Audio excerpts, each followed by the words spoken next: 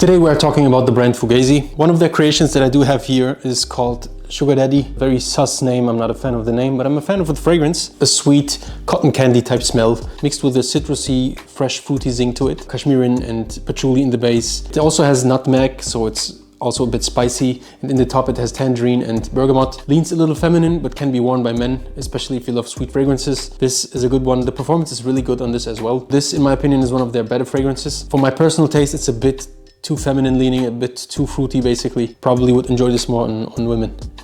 Good fragrance. The sample that I got with this was passion fruit.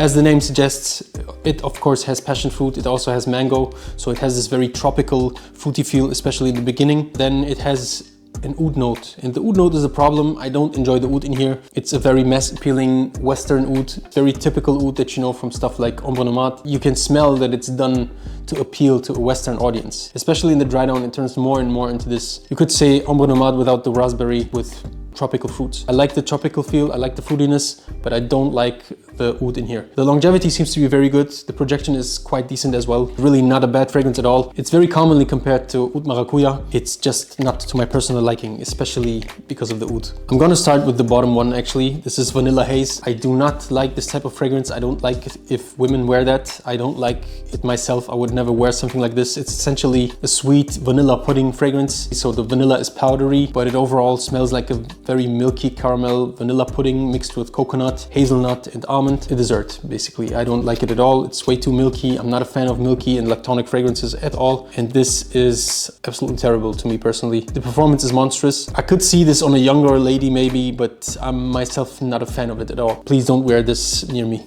Thank you. Next we have Cash Flower, which is essentially in the same vein as stuff like Atomic Rose, Delina by Parfums de Mali. It's this musky rose mixed with this slight freshness, slightly sweet. Good rose fragrance. In this case, again, I think it was cashmeran or leather in there. They gave it their own twist. I don't think it's different enough, and it's also not better than either Atomic Rose or Delina. A bit redundant, I would say, but not a bad rose fragrance at all. It's quite decent actually. The performance on it is nice as well actually. Next we have Goudh. Guess it's a silly mix of good and oud. They should have called it good oud or something. I don't know. Goudh sounds silly, but whatever. Naming is not one of their strong suits, I would say. Well, good oud. Yeah, Goudh is a fragrance that's in the same vein like Ombre Nomade. Again, it's made to appeal to a Western market, and you could tell. It kind of reminds me a little bit of Oud by Roja, which has this rose heavy feel in the beginning. So it's essentially a rose oud mix, which is a very common mix. And this is their rose oud take basically. Although I'm not like super deep into oud fragrances, I enjoy a good real oud. I don't think this is real oud. I'm not sure. I don't know, but it's not a super high quality real oud, I would say. I don't think it's bad. I just don't like the oud in it again. Overall, it's decent. It's not bad. It's a pleasant smell. Next, we have Parfum 1. I just realized a day after I smelled it somewhere on my clothes, I think. It reminds me heavily of a fragrance that I smelled back in the day, and I think I still have a bottle of it. The fragrance is called Fendi by Fendi, of course. It's basically a mix of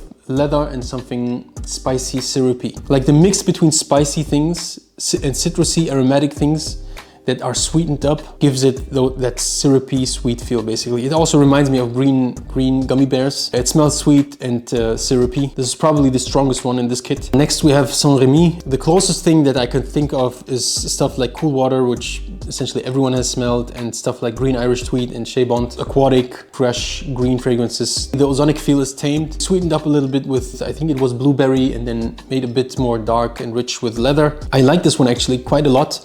I just don't know if I would prefer the profile with the leather and the blueberry in here over something like Green Irish Tweed and Shea Bond. Kind of aged a little bit poorly. Some people still enjoy that. I'm one of the ones that does. This one is a nice, you could say, a little more modern twist, but still you will get very much that ozonic violet leaf. If you don't like that type of DNA, you will probably not like this. Performance seems to be quite weak. Not like full on bad, but also not great. Saint Remy is one of the better ones in my opinion. Finally, we have my favorite out of this kit, which is Angel Dust. This is the extrait version. I haven't smelled the Eau de Parfum version. Just a mix of, I think it was bergamot, amber, cashmeran, and musk. It has something slightly floral, but then very woody, citrusy, very subtle. It's a musky fragrance with woody and citrusy elements. It's a musk fragrance, so it's kind of a bit hard to describe. Spicy, a bit ambery, and then very woody, slightly citrusy. Their best fragrance actually. One problem with it though, it will get to a skin scent quite fast. The longevity that it has is decent, but the projection is so bad that it will fade like very quickly. That's the big issue with the fragrance, but the smell is very, very good.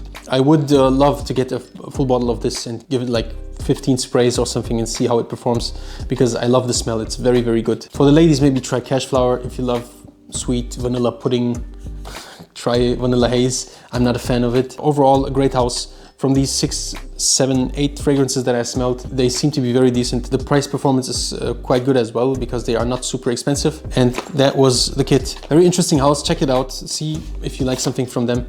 The vibe they have really reminds me of Room 1015. It's this youthful, very modern, niche type house, which is pretty cool, I think. If you want more videos like these, make sure to follow or subscribe. Check my YouTube for the full videos. Thank you for watching. Have a good day and bye-bye.